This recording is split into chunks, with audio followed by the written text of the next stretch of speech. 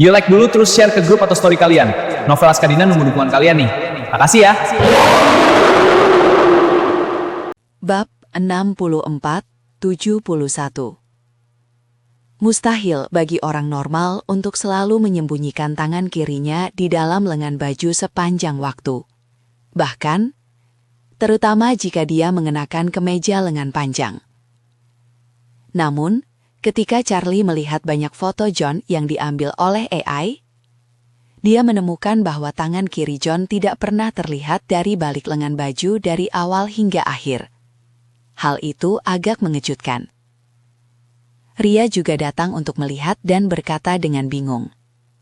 Aneh, Laksamana besar belum pernah seperti ini sebelumnya. Rasanya ada yang tidak beres dengan tangannya, dan dia tidak ingin orang lain melihatnya. Duncan yang duduk di samping mengerutkan kening dan berkata, mungkinkah tangan kirinya hilang? Saya melihat dia berjalan normal, dan dia tidak sengaja mengecilkan bahu kiri dan lengan kirinya. Tangan kanannya yang simetris terlihat normal, namun tangan kirinya sama sekali tidak terlihat. Ini jelas tidak normal. Ria bergumam. Seharusnya tidak seperti itu. Saya bertemu dengan Laksamana besar beberapa hari yang lalu, tepat sebelum beliau berangkat ke Nigeria. Dan saya tidak melihat sesuatu yang tidak biasa pada saat itu. Terlebih lagi, dia memiliki 3 tetua di Nigeria. Dan mustahil baginya untuk menghadapi bahaya apapun dan kehilangan tangan kirinya. Duncan berkata, tetapi berdasarkan pengalaman saya, dilihat dari videonya, tangan kirinya seharusnya sudah diamputasi. Charlie berkata dengan ringan. Tangan kirinya hilang? Mungkin bukan karena bahayanya, mungkin karena aku. Kami berhasil menumbangkan Duke Mining. Victoria pasti sangat marah. Dia harus mencari seseorang untuk bertanggung jawab. Sebagai orang pertama yang bertanggung jawab atas kantor gubernur tentara kanan, dialah orang pertama yang bertanggung jawab. Dengan gaya Victoria dalam melakukan sesuatu, memotong tangan kirinya adalah sebuah keuntungan baginya. Ria berseru, ini tidak mungkin disalahkan pada gubernur agung kan? Itu adalah kehendak Tuhan untuk memasang jebakan di Nigeria. Dan gubernur agung juga diperintahkan untuk pergi ke Nigeria. Duke Mining menghadapi masalah-masalah tersebut. Bagaimana mungkin hal itu disalahkan pada gubernur agung? Duncan tersenyum dan berkata, di grup manapun, selama ada masalah besar dalam bisnis tersebut, seseorang harus bertanggung jawab. Kamu tidak bisa membiarkan ketua kelompok yang bertanggung jawab, kan? Ria merasa punggungnya sedikit dingin. Dia telah bekerja di kantor gubernur Angkatan Darat Kanan selama 2 tahun dan memiliki pemahaman yang lebih baik tentang sebab dan akibatnya. Menurutnya, kesalahan John jelas bukan terletak pada dirinya sendiri. Namun jika John benar-benar kehilangan tangan kirinya karena insiden ini, menurutnya itu benar-benar tidak masuk akal. Charlie berkata saat itu, seorang panglima tertinggi dari kantor gubernur tentara kanan tiba-tiba kehilangan tangan kirinya karena dipotong. Saya rasa dia pasti sangat kesal. Mungkin kita bisa menggunakan kesempatan ini untuk melakukan sesuatu tentang hal itu di masa depan. Duncan teringat sesuatu dan buru-buru berkata, Tuan Wade, karena John akan datang ke Maroko, bisakah kita menemukan kesempatan untuk mengendalikannya? Charlie berpikir sejenak dan berkata, apakah kita bisa menghubunginya bergantung pada apakah ketiga tetua di Nigeria itu sudah pergi? Jika mereka belum pergi, maka John hanyalah umpan. Terlepas dari apakah mereka memiliki niat atau tidak, ada lebih dari 10.000 orang yang menunggu kami untuk dievakuasi dengan aman. Sebaiknya jangan menghubunginya untuk sementara waktu. Lalu Charlie berkata, tidak perlu terburu-buru menghubungi John. Tidak lama lagi, semua bandara internasional di dunia akan terlayani oleh mesin penjual otomatis kami. Mungkin mereka bukan dari merek yang sama, atau perusahaan pengoperasian yang sama. Namun pada akhirnya, semua data pemantauan mereka akan diunggah ke sistem AI kami secara real-time.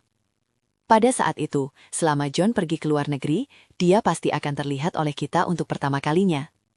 Jika Anda ingin menghubunginya, akan ada banyak kesempatan di masa depan. Pagi itu menurut waktu Maroko. Ratusan pasukan kavaleri pengawal telah tiba di Casablanca. Tiba sebelum dan sesudah mereka, terdapat lebih dari 300 anggota Garda Harimau dari kantor Gubernur Militer Kanan. Para pengawal harimau adalah orang kepercayaan sejati dari kantor-kantor gubernur utama. Mereka yang dapat memasuki pasukan penjaga harimau memiliki tingkat kultivasi setidaknya kesempurnaan agung alam terang, dan masih banyak lagi prajurit yang berhasil memasuki alam kegelapan. Guru Joseph pernah secara sukarela bergabung dengan pasukan harimau untuk meningkatkan level kultivasinya. John tiba sedikit lebih lambat daripada orang-orang ini. Setelah tiba, dia dan Chafren langsung pergi dari bandara ke kantor pusat Murtrade. Untuk menyatukan penyebaran, John sudah meminta semua orang untuk berkumpul di markas besar Murtrade setelah mendarat. Murtrade telah memberikan bantuan kepada Duke Mining dalam impor dan ekspor material selama bertahun-tahun. Ini juga merupakan penghubung antara Duke Mining dan kantor Gubernur Militer Kanan. Bab 6472. Demi kenyamanan, mereka memiliki gedung kantor 4 lantai sendiri di Casablanca, serta sebagai gudang untuk menyimpan bahan impor dan ekspor. Gedung perkantoran dan gudang tersebut berada dalam satu bangunan, dan itu adalah halaman terpisah. Meskipun luas gedung perkantoran tersebut tidak besar, gudang tersebut mencakup area seluas puluhan ribu meter persegi.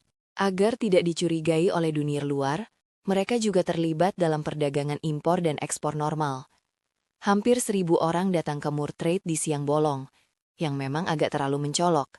Namun, John tidak peduli dan tidak mengingatkan mereka untuk memperhatikan penyamaran, karena menurutnya, karena itu adalah kartu terbuka, tidak perlu menyembunyikannya lagi. Lagi pula, tempat ini akan segera kehilangan nilainya. Saat ini, Duke Mining sudah tidak ada lagi. Masuk akal jika semua orang di sini dikumpulkan dan dibunuh, dan semua petunjuk mengenai jalur Maroko harus dihilangkan sepenuhnya. Namun, kali ini berbeda dari Siprus. Musuh itu menghilang tanpa jejak di Siprus, dan kemungkinan besar mereka telah melarikan diri dari laut. Jadi, Warriors dan tidak berhasil melacak petunjuk dan keberadaan Charlie.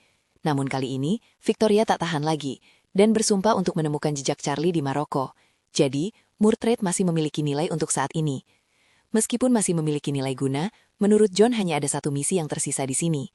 Terlepas dari apakah petunjuk dapat ditemukan atau tidak, setelah masalah ini selesai, Murtrade tidak akan memiliki kebutuhan dan kemungkinan untuk terus eksis. Jadi, dia terlalu malas untuk berpura-pura saat ini. Mingler, utusan khusus Murtrade, sangat gugup saat itu. Di pagi hari, 7 atau 800 orang datang satu demi satu. Setelah orang-orang ini datang, mereka semua berbaris di gudang dan menunggu. Pemandangannya sangat spektakuler. Wakilnya bertanya kepadanya dengan gugup dan suara rendah. "Pak, orang-orang ini datang ke sini di siang bolong. Bukankah ini terlalu ceroboh? Bagaimana jika ada yang melihat kita? Bukankah kita akan ketahuan?"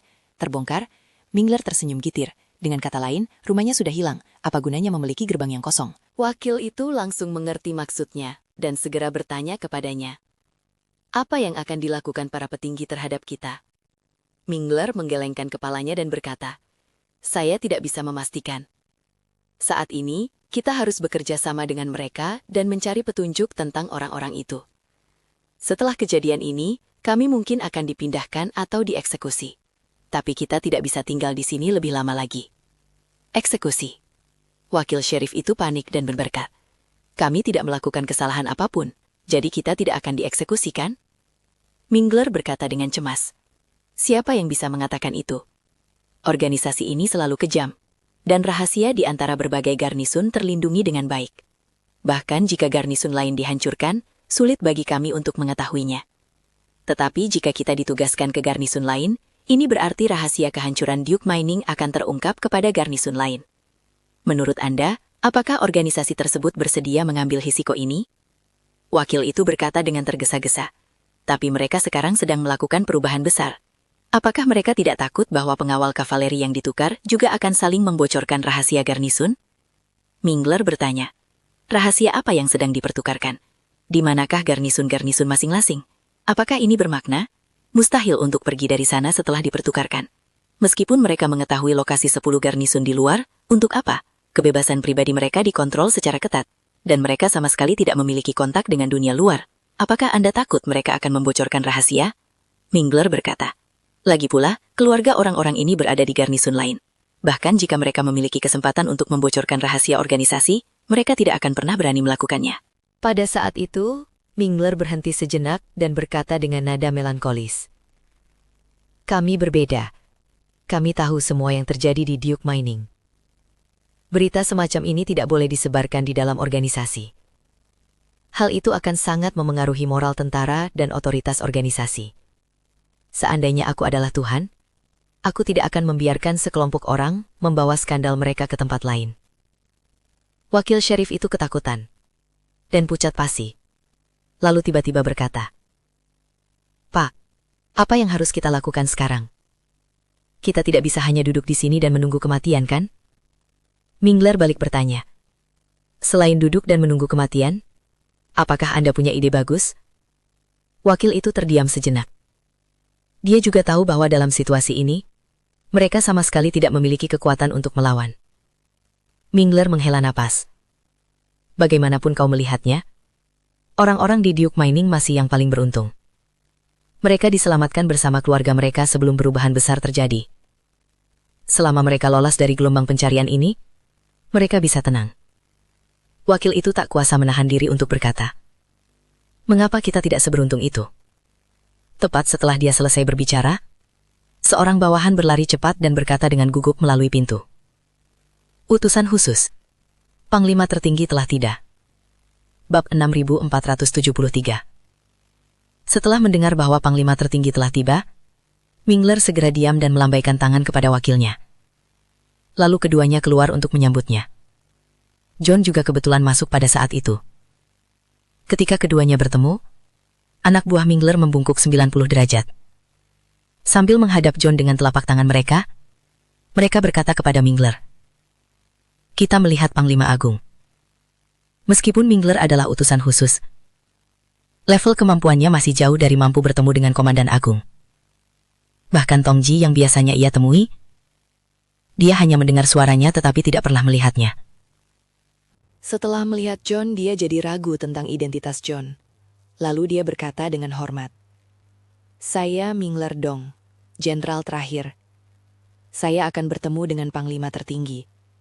Tolong tunjukkan padaku token kepala harimau." John tidak membuang-buang kata. Ia mengeluarkan sebuah koin emas murni dari sakunya dengan tangan kanannya. Tidak ada teks di atasnya, hanya kepala harimau yang tampak seperti aslinya. John menunjuk jari ke rambut di kepala harimau itu, lalu kepala harimau pada token itu tampak hidup, menggelengkan kepalanya dan meraung.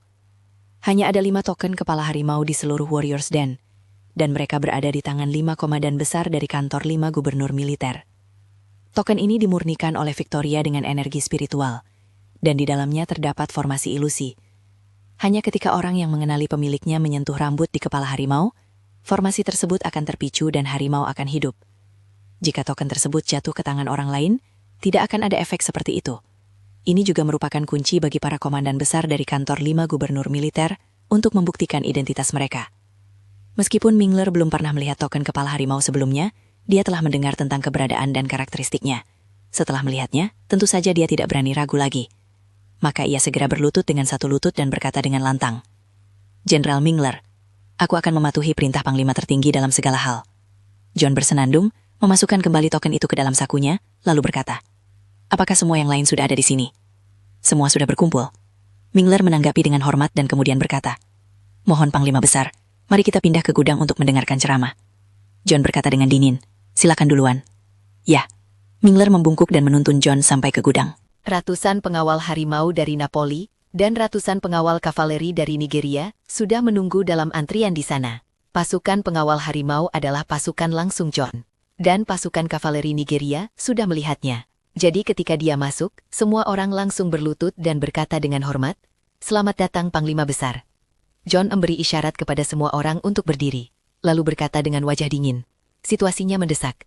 Jadi saya tidak akan bertele-tele. Saya telah mengerahkan Anda ke Maroko hari ini untuk menyelidiki apa yang terjadi di lokasi tersebut tadi malam, serta lokasi pengawal kavaleri di lokasi tersebut, pasukan pembunuh, dan keluarga mereka." Setelah itu dia menatap Mingler dan berkata, "Karena Anda adalah utusan khusus di sini, kamu paling tahu situasi di sini. Ceritakan dulu tentang petunjuk yang kamu miliki." Mingler mengangguk gugup, menyeka keringat di dahinya, dan berkata, "Sejujurnya kepada Panglima Besar dan saudara-saudara, saya juga bingung tentang apa yang terjadi di lokasi tersebut. Yang bisa saya bagikan sekarang adalah beberapa pengetahuan umum yang saya miliki tentang Duke Mining." Bab 6474. Mingler berkata, "Duke Mining hanya memproduksi satu produk, yang merupakan fosfat jadi. Semua fosfat mereka diangkut oleh kereta api nasional langsung dari lokasi pertambangan ke stasiun kereta barang di Pelabuhan Casablanca. Perusahaan perdagangan yang saya kelola memiliki gudang transit di sana. Semua barang impor yang sudah diurus bea cukainya dan barang ekspor yang belum diurus bea cukainya akan disimpan di sana. Kemudian karyawan kami akan bertanggung jawab atas prosedur bea cukai. Di lokasi ini, kereta api penuh muatan fosfat dikirim ke Casablanca setiap sore, sejak peningkatan jalan produksi terakhir dan dimulaikannya produksi."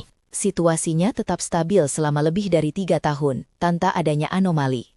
Kemarin sore, sekitar pukul 6:10, kereta terakhir pengangkut fosfat tiba di stasiun, dan tidak ditemukan kelainan apapun. Kualitas dan kuantitas barang juga sesuai dengan praktik yang biasa dilakukan.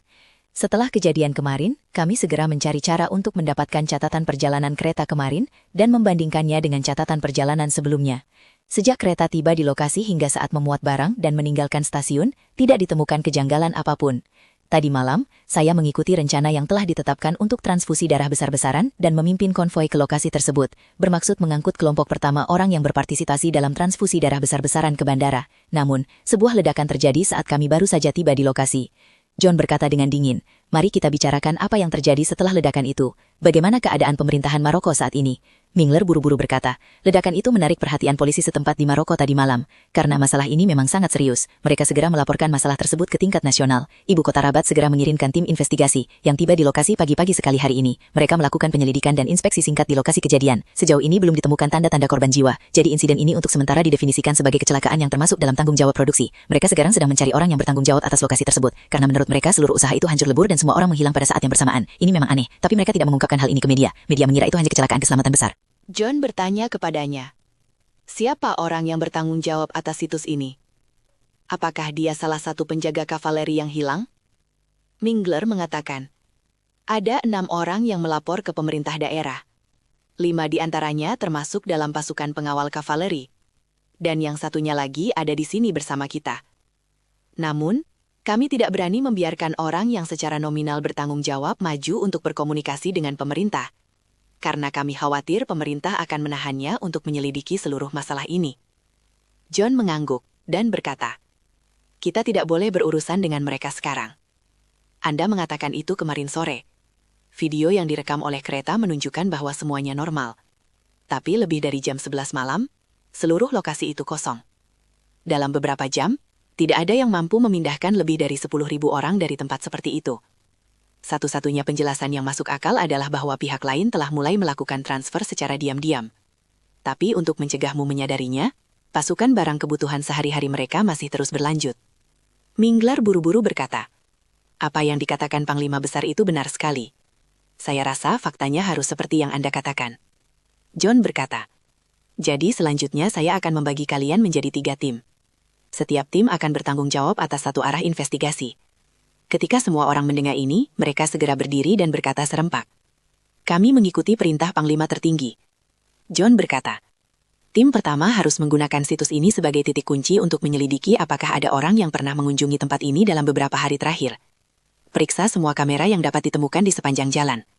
Lalu periksa apakah ada satelit yang telah mengambil gambar lokasi tersebut dalam beberapa hari terakhir.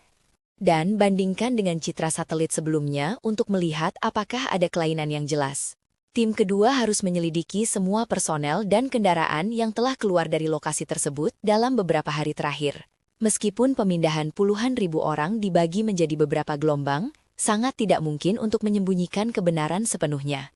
Jika Anda perhatikan dengan saksama, Anda pasti akan menemukan petunjuk.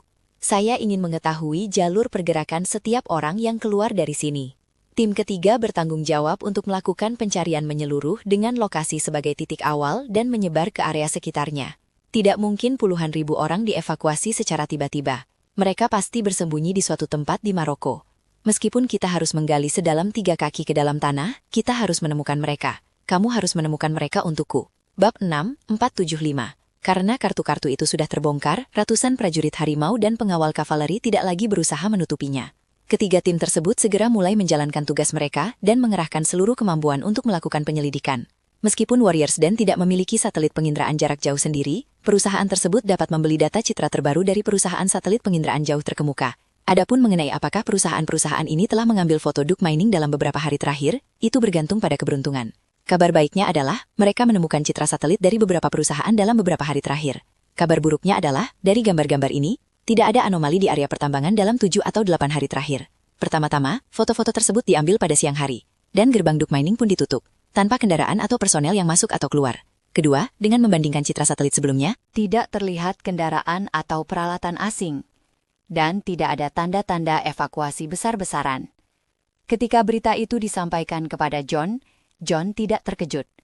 Lagi pula, semua ini sesuai dengan harapannya.